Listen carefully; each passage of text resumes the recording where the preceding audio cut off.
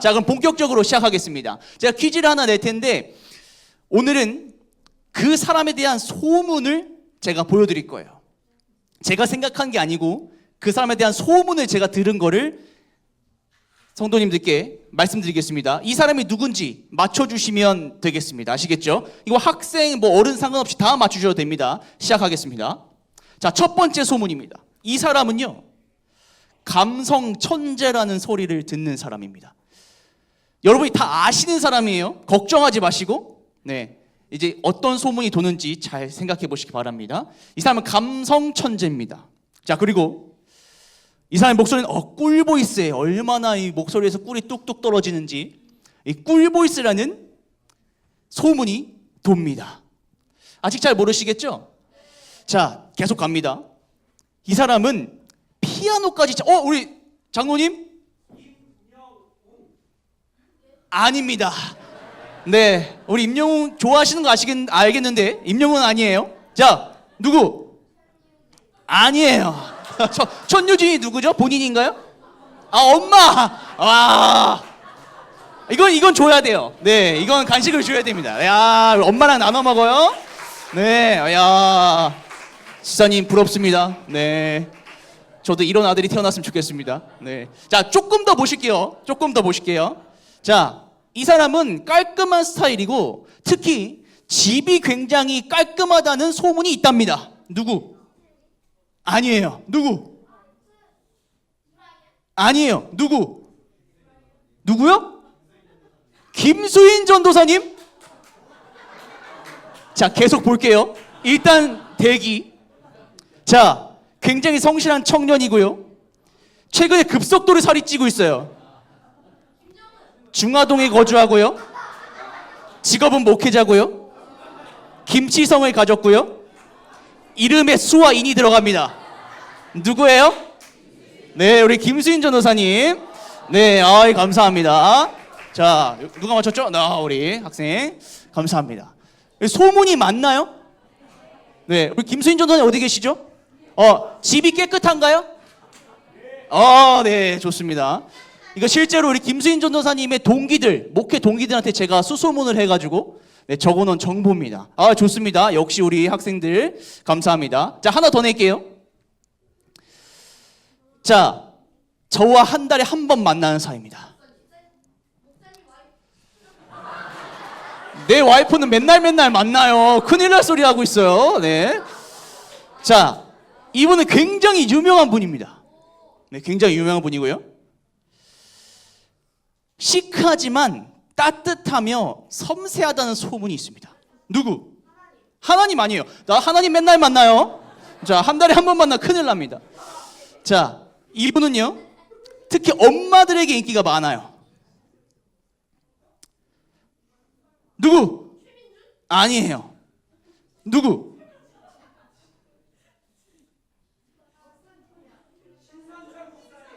신선철 목사님이요? 아닙니다. 네, 우리 집사님 누구요? 유재동 목사님 아닙니다. 네, 유재동 목사님이 엄마들에게 인기가 많나요? 네, 좋아요. 자, 조금 더 보실게요. 이분은 삼육병원에서 근무하십니다. 아니에요. 네, 우리 학생 양거승 장로님.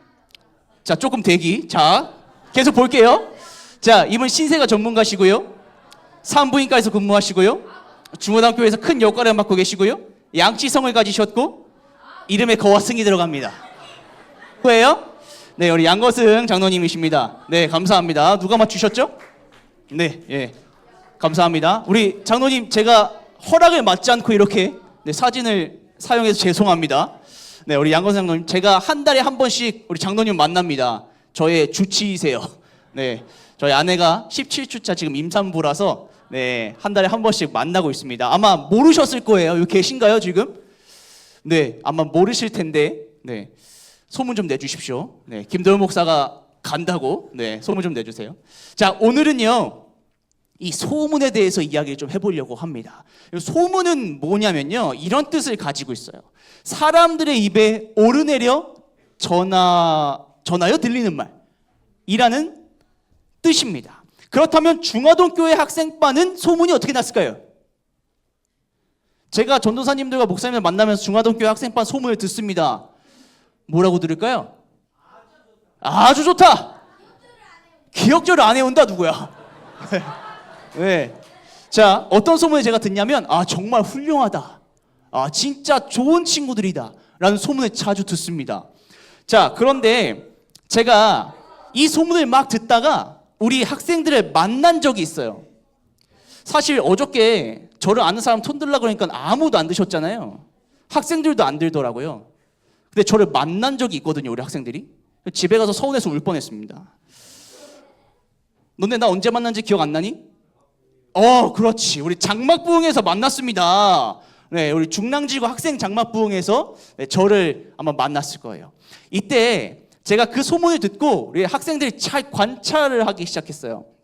근데 이 소문이 진짜구나 라는 이 느끼는 사건이 하나 있었습니다. 어떤 사건이었냐면 저희 학생 장막부흥회 할 때 오후 순서가 뭐였냐면요, CCM 가왕 페스티벌 선발전을 하는 순서가 있었어요. 그러니까 노래를 이제 막 부르는 이런 순서가 있었는데 이걸 사전 예약을 받았습니다.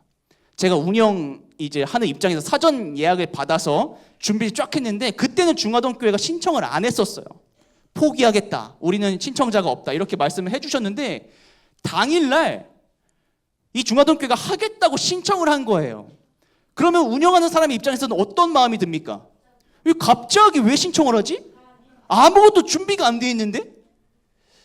되게 당황했어요. 운영하는 사람으로서. 근데 신청을 했으니까 이제 하기로 했습니다. 그래서 사실 저는 내심 속으로 무슨 생각을 했냐면 얘네가 연습도 안 했고 즉각 이렇게 하는 거니까 결국엔 상을 못 받을 테니 내가 준비 안 해도 티가 안 나겠다. 이런 생각을 하고 이제 딱 중화동교회 순서가 딱 됐어요. 근데 이 노래 실력이 장난이 아닌 거예요. 이 두 친구입니다. 오늘 왔어요? 이 두 친구? 왔어요? 어디 있습니까? 두 친구 다 왔어요? 1층에 있나요? 손 좀 들어보세요. 없어요? 있으면 선물 주려고 그랬는데. 자, 이 두 친구입니다. 노래를 진짜 잘하더라고요. 그럼 이 두 친구 없으면 영상을 한번 틀어볼까요? 얼마나 잘하나? 네, 제가 양해를 하고 틀려고 했는데 없으니까 잠깐만 들어볼게요. 잠깐만. 실력이 어떤지.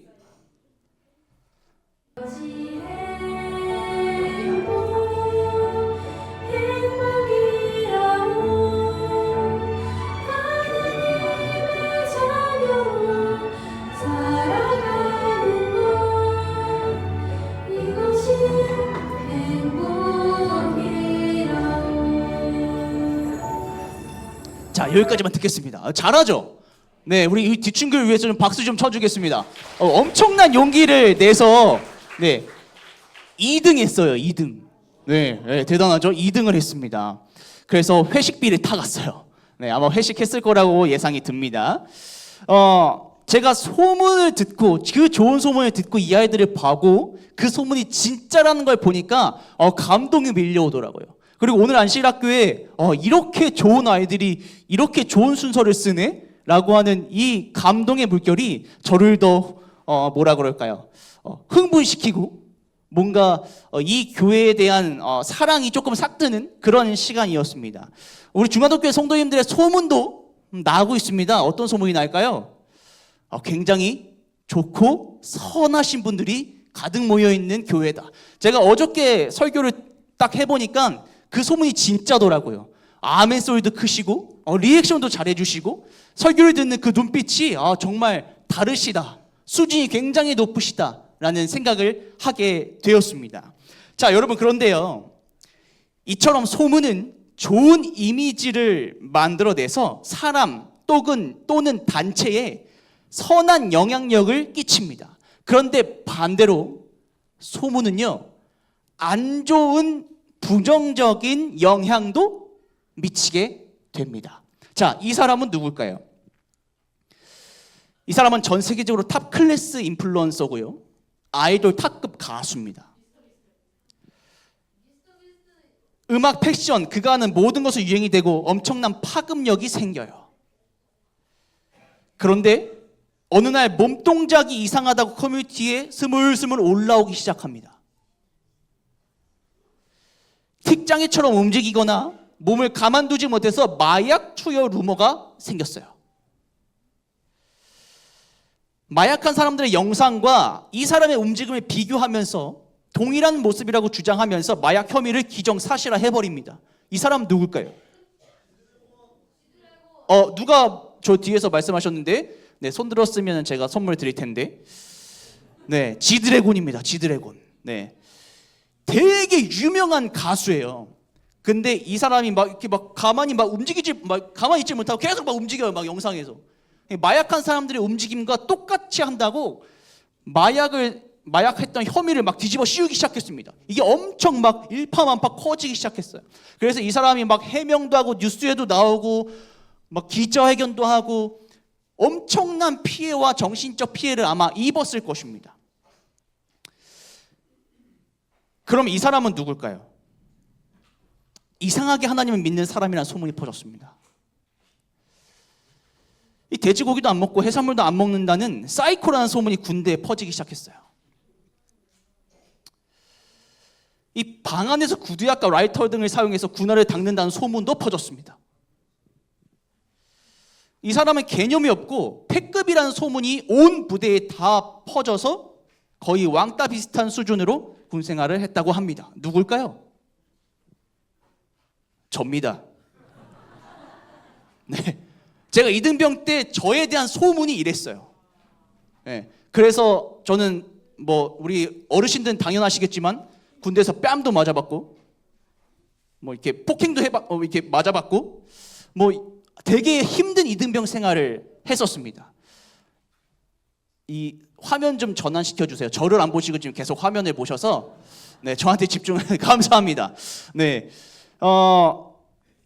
자, 여러분 우리 학생들은 혹은 우리 성도님들은 안 좋은 소문을 들어보신 적이 있으십니까? 본인에 대한 안 좋은 소문. 우리 학생들은 특별히 교회 안에서 너무 좋은 시선과 너무 좋은 소식과 소문을 들으면서 성장합니다. 그렇죠? 우리 학생들 얼마나 귀하고 소중한 사람들이에요. 맞죠? 자, 그런데 과연 세상은 이 학생들을 바라볼 때 어떻게 바라볼까요? 세상은요, 이 학생들을 중화동교회 학생반이라 바라보지 않고 이들을 대한민국 청소년들이라고 바라봅니다. 그러면 세상은 대한민국 청소년을 바라보면서 어떤 소문을 내고 다닐까요? 제가 한 가지 좀 찾아봤습니다. 특히나 우리 청소년들 향해 들리는 소문이 있어요. 한번 살펴보겠습니다.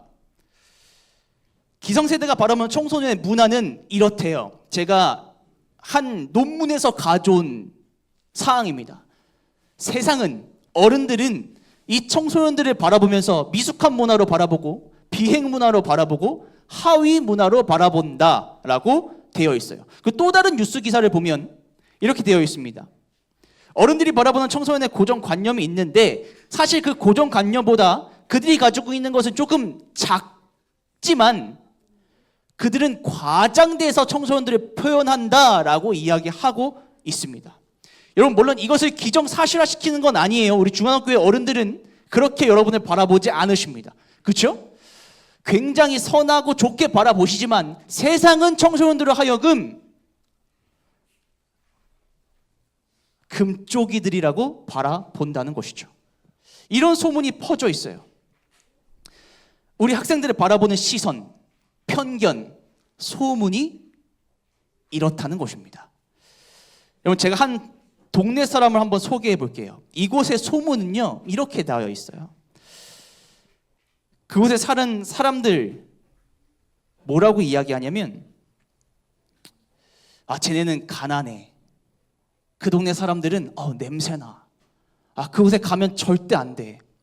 이런 소문들이 퍼져 나가기 시작합니다. 그 동네 사람들이랑 어울리면 안 돼. 그들은 실패한 사람들이야. 걔네는 루저야. 걔네랑 친하게 지내면 안 되라는 소문이 막 퍼지기 시작했어요. 그래서 그곳은 희망도 없고 사회적으로 인정도 못 받고 그 누가 함께하면 안 되는 동네라는 소문이 퍼지기 시작합니다. 그 사람들이 맨날 듣는 소리가 이런 거였어요. 야, 정신 차려야지. 너 설교 시간에 벌써 자니? 벌써 딴짓하니? 핸드폰 좀 그만해라. 목사님 말하면 얼굴을 보면서 설교를 들어야 될 거 아니야. 너 언제 정신 차려서 언제 성공하고 언제 커서 뭘 하고 먹고 살래? 라고 여러분이 아니라 그 사람 동네 사람들이 듣는다는 거예요. 이런 소리를 계속 들으면서 살았어요. 그들을 위해서 조언해 준 사람도 없고요. 진심으로 다가가는 사람들도 없었고요. 그들을 위해서 헌신 봉사하는 사람들도 그들의 주위에는 없었습니다. 뭐 하나 해주는 것 없이 그냥 욕하고 저주하고 훈계하고 비난만 할 줄 알았지 그들을 위한 뭔가의 움직임이 하나도 없는 동네였습니다. 그 동네에 아무도 들어가려 하지 않았고요. 그 사람 곁에는 아무도 가려 하지 않았습니다. 진심으로 친구가 되어준 사람도 없었어요. 그 동네에 별명이 하나 있었는데 이 별명을 가지고 있었습니다. 가난하고 고통받는 자의 집. 되게 쓰라린 별명이죠. 그죠? 자, 그곳의 이름은 베단이라고 하는 동네입니다. 들어보셨어요? 베단이? 성경에 나오는 동네 이름입니다. 근데 베단이가 여러분 가난하고 고통받는 자의 집이란 뜻이에요. 이런 별명을 가지고 있었습니다. 여러분 제가 왜 이 얘기를 하냐면요. 이 성경에 나오는 가난하고 고통받는 자의 집이라는 베단이가 오늘 우리에게도 있기 때문입니다. 대한민국 청소년으로 살아간다면 아닌 척하고 살아가지만 우리 학생들 보시면 되게 웃고 해맑고 실실거리면서 웃고 다니죠. 근데 얘네가 이렇게 그냥 생각 없이 웃고 다니는 사람이 아니라는 거예요. 이들의 실상을 파고 들어가면 이들의 삶에 고통과 슬픔이 가득 차 있을 수도 있다는 것입니다.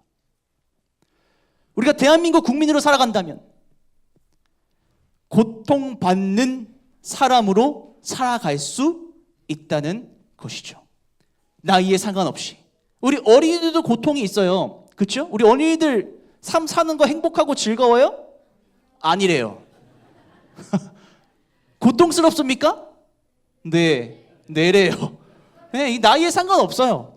우리는 우리 삶에 고통과 슬픔이 존재합니다. 그러니까 우리는 어디에 살아가고 있는 거냐면 우리 나름대로의 베다니에서 살아가고 있는 거예요. 성경의 이야기가 다른 사람의 이야기가 아니라 우리의 이야기라는 것입니다. 이 베다니에 사는 동네 사람들의 이야기가 우리의 이야기라는 거예요. 여러분 조금만 찾아봐도 우리 학생들의 힘듦의 소문은 잘 눈에 띄게 발견할 수 있습니다. 한 통계 자료를 보시면 청소년들의 20% 이상이 우울감을 느낀 적이 있다. 그러니까 10명 중 3명, 2명 이상이 우울감을 느낀 적이 있다라고 통계 자료가 있습니다. 이게 2021년 자료인데 지금 24년이니까 아마 더 올랐을 거예요. 참 힘들게 살아갑니다. 대한민국 청소년으로 살아간다는 것은 어쩌면 배단위 속에 살아가는 것과 마찬가지의 힘듦이 있을 수 있어요. 안타깝지만 그 누군가는 재림 청소년으로 살아가는 것 자체도 배단위에서 살아가는 것처럼 느낄 수도 있어요. 혹은 나의 학교에서, 나의 가정에서 살아가는 것이 배단위에서 살아가는 것으로 느낄 수도 있습니다. 안타깝지만. 그래서 성경의 배단위의 이야기가 나의 이야기가 될 수 있어요. 그래서 잘 들어보세요. 여러분, 제가 어저께 뭐라고 말씀드렸죠? 여러분은 어떤 존재라고요? 대단한 존재라고요. 그러니까 이 배단위의 환경이 나의 가치를 깎아내릴 수가 없어요. 그럼 우리는 행복해야 되고 기뻐야 되는 존재예요. 그러면 어떻게 기쁜 존재가 될 수 있을까요?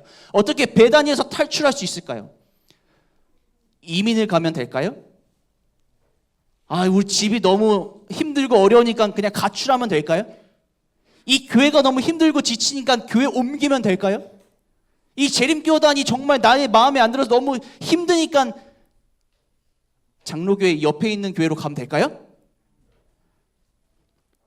어떻게 나의 배단위를 바꿀 수 있을까?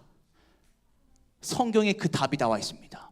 이 배단이라는 동네가 그 소문 안 좋던 그 배단이라는 동네가 조금씩 바뀌기 시작해요.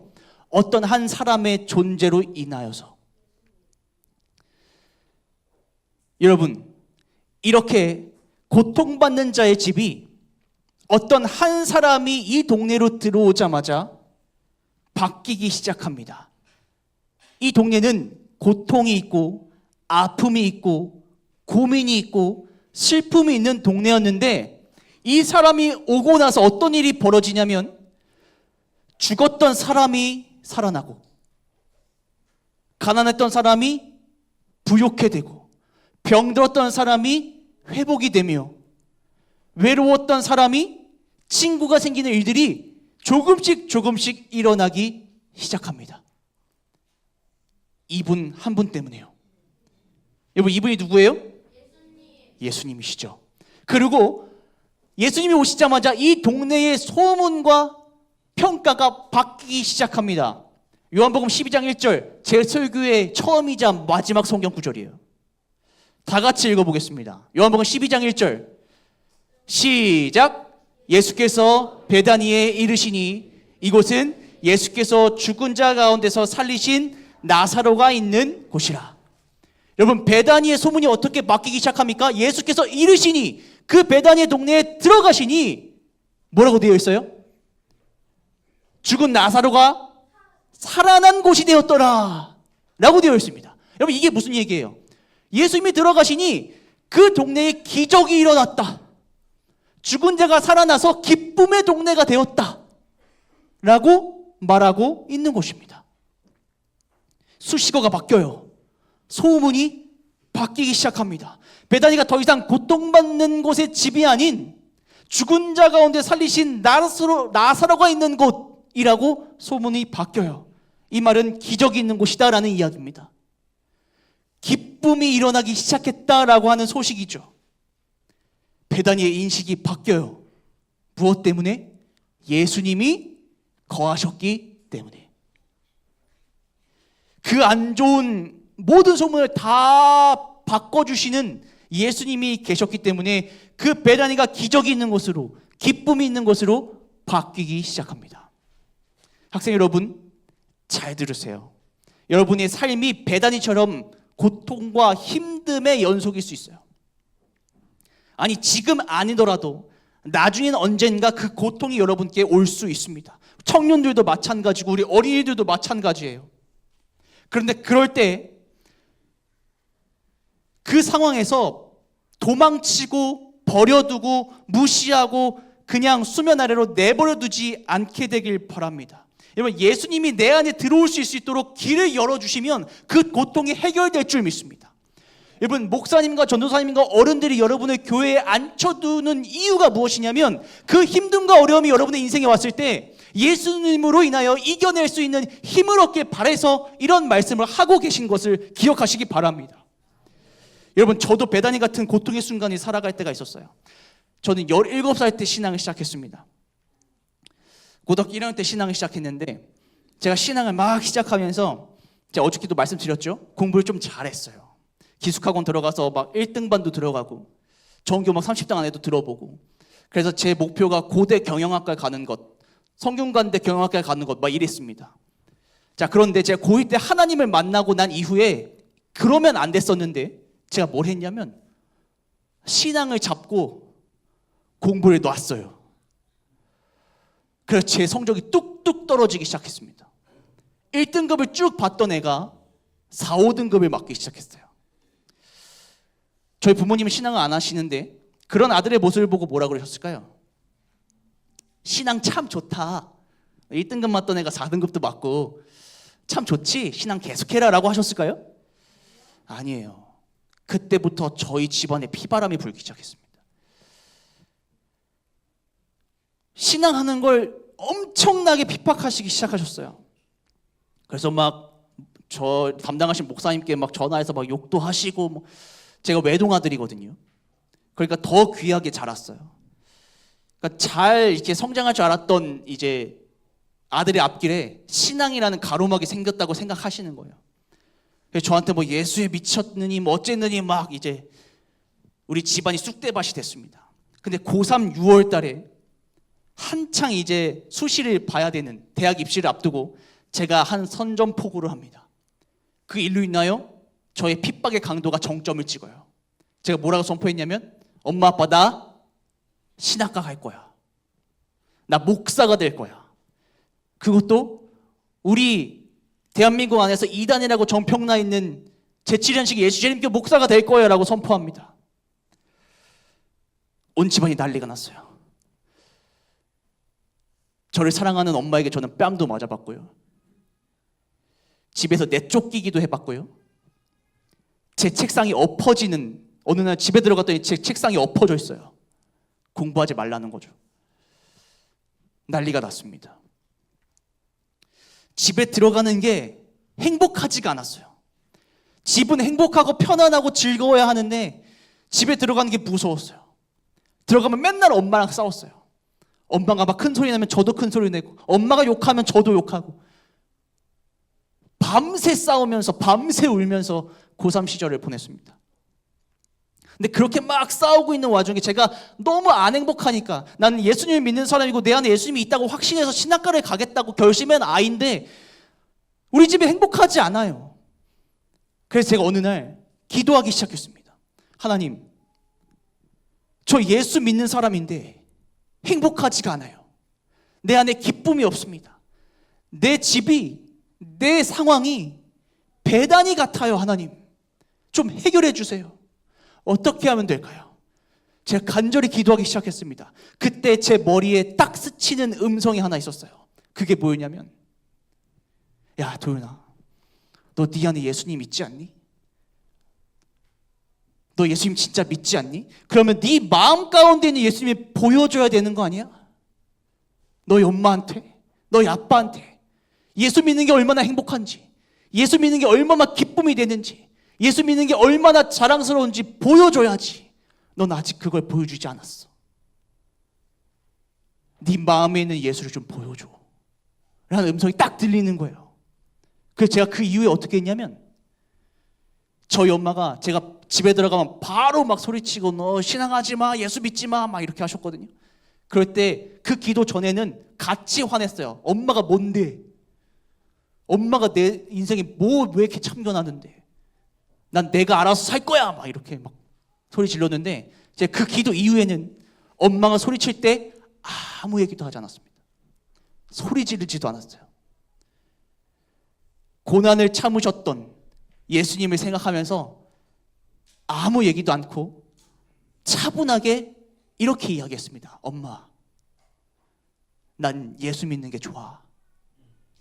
엄마, 아들이 성공하기 위해서, 아들이 더 잘 살고 행복하기 위해서 신앙이라는 것을 반대하시는 거 알고 있어요. 근데 엄마 아들은요, 돈 많이 버는 것보다 예수 믿는 게 더 행복해요. 엄마 아들은요, 좋은 직장 들어가는 것보다 영혼을 살리고 말씀을 선포하고 성경 공부를 가르치는 게 더 보람차요. 엄마 아들이 행복하길 원하시죠? 그러면 나 신앙하게 좀 도와주세요.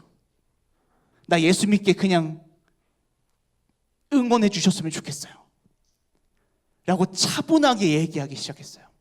그런데도 계속 엄마는 이제 소리 지르시고 예수 믿지 말라고 계속 말씀을 하셨죠. 그럴 때마다 잔잔하게 예수님처럼 제 마음에 있는 예수님을 보여줬습니다. 그런데 어느 날 조금씩, 신기하게 조금씩 엄마의 핍박이 줄어듦을 느꼈어요. 그런데 어느 날 저를 담당하시는 목사님께서 저한테 이런 말씀을 하셨습니다. 이제 목사님 설교하시는데 제 예화를 드시면서 어느 날 도윤이 엄마가 전화 와서 이렇게 말씀하시더라. 목사님, 제가 맨 처음에 아들을 반대하고 핍박할 때는 이 아들이 제가 소리치면 같이 소리치고 욕하면 같이 욕해서 너무 괘씸해서 오히려 더 반대를 했어요. 그런데 어느 날 갑자기 이 아이가 소리도 안 지르고 욕도 안 하고 제가 소리치면 빙그레 웃고 미친놈처럼 그러더라고요. 그러면서 엄마가 이렇게 말씀하셨습니다. 제 아들 뒤에 하나님이 있는 것 같았어요. 신이 없으면 사람이 이렇게 변할 수가 없는데 제 아들 뒤에 하나님이 보였습니다. 신이 있기는 있더라고요. 그래서 저는 우리 아들의 신앙을 응원하기로 했습니다. 이런 말씀을 하셨다고 해요. 그래서 감사하게는 저희 엄마는 지금 5년, 교회 다니신 지 5년 정도 되셨어요. 집사 안수도 받으셨고 아직 초신자시지만 저를 따라서 신앙을 계속 하고 계십니다. 아마 지금도 이 방송을 보고 계실 거예요. 여러분, 제가 믿는 예수님은 이런 분이십니다. 베단이라고 하는 고통받는 자의 집에서 예수를 믿고 의지하였을 때, 예수를 가득 마음에 품었을 때 그 고통을 기쁨으로 바꿔주시는 분이 제가 믿는 하나님, 여러분 마음속에 있는 예수님이라는 사실을 기억하시기 바랍니다. 저 같은 부족한 사람의 인생에 오셔서 저의 인생을 기쁨으로 바꿔주셨어요. 저의 집안에 예수님이 오셔서 저의 집안을 고통이 아닌 행복으로, 아들을 핍박하던 집안에서 아들을 축복해주는 집안으로, 신앙을 안 하던 집안에서 신앙을 하던 집안으로 바꿔주신 분이 우리 예수님이십니다. 이런 예수님이 여러분의 인생에도 고통을 기쁨으로 바꿔주실 줄 믿습니다. 그런 예수님께서 여러분의 아픔을 기쁨으로 바꿔주실 줄 믿습니다. 예수를 개인의 구주로 영접하는 자는 그 마음에 고통이 아닌 기쁨이 자리 잡게 될 것입니다. 예수님을 영접하는 사람은 힘듦이 아니라 용기와 힘을 가지고 이 세상을 살아가는 존재가 될 것입니다. 기쁨의 존재로 살아가는 거예요. 내 안에, 내 주위에, 내 상황에 어떠한 안 좋은 소문이 있더라도 상관없습니다. 예수님이 내 삶에 함께 하시면 그 안 좋은 소문과 역경과 고난이 다 해결될 줄 믿습니다. 그것이 베다니와 함께 하신 예수님의 기적이었습니다. 우리 학생들, 청년들 잘 들어주세요. 여러분의 인생에 힘듦과 어려움이 있을 때 다른 것으로 풀려 하지 않았으면 좋겠습니다. 어려움과 힘듦이 있을 때 술, 담배, 게임 이런 걸로 해결하려고 하지 마시고, 그럴 때 내 안에 예수로 해결하셨으면 좋겠어요. 내 안에 예수를 드리려고 말씀 보고 기도하고 찬양하고 예배하는 그런 삶으로 사셨으면 좋겠습니다. 그러면 제가 확신하는데 여러분의 삶의 고통이 해결될 줄 믿습니다. 여러분의 삶의 문제가 해결될 줄 믿습니다. 만약 그렇게 노력하고도 안 되면 저 찾아오세요. 당신이 하라는 대로 다 했는데 안 됐습니다. 찾아오시기 바랍니다. 그런데 잘 되면 잘 돼도 저를 찾아오세요. 저한테 맛있는 거 사주세요. 아시겠죠? 제가 하라는 대로 했으니까. 그죠? 한번 해보십시오. 우리 성도 여러분, 인생에 다사다난한 일들이 많으실 줄 압니다. 이 어린 목사가 우리 성도님들의 인생을 다 헤아리지 못하고 다 보살피지 못하지만 하나 확신하는 것이 있습니다. 여러분의 인생에 힘듦과 고난이 있을 때 여러분 피하지 마시고 숨겨두지 마시고 오히려 그것들을 예수로서 해결하는, 내 마음이 예수를 품고 그 모든 것이 변화되는 그 과정을 경험해 보시기 바랍니다. 예수님이 살아계심을 여러분의 인생 속에서 꼭 경험하시는 우리 중앙교회 성도님들 되시길 간절히 소망합니다. 여러분, 요한복음 12장 1절, 우리의 인생을 바꿔주시는, 우리의 고통을 기쁨으로 변화시켜주시는 역전의 하나님을 다시 한번 읽고 오늘 말씀 마치도록 하겠습니다. 요한복음 12장 1절 다 함께 읽겠습니다. 시작. 예수께서 베다니에 이르시니 이곳은 예수께서 죽은 자 가운데 살리신 나사로가 있는 곳이라. 오늘 하나님 우리에게 이렇게 말씀하십니다. 넌 기쁨의 존재야. 여러분, 옆 사람에게 하나님의 음성을 대신 전달하겠습니다. 옆 사람 바라보시고요. 넌 기쁨의 존재야. 넌 기쁨의 존재야. 감사합니다. 베다니가 예수님을 품어서 기적의 동네가 되었듯이 우리의 인생도 예수님을 모심으로, 예수님을 마음에 품음으로 행복이 있으며 회복과 치유가 일어나고 기쁨이 넘쳐 흐르는 제7의 예수제임교회 고인들, 예수님을 믿는 그리스도인들이 되시길 간절히 소망하며 오늘 말씀 마치겠습니다.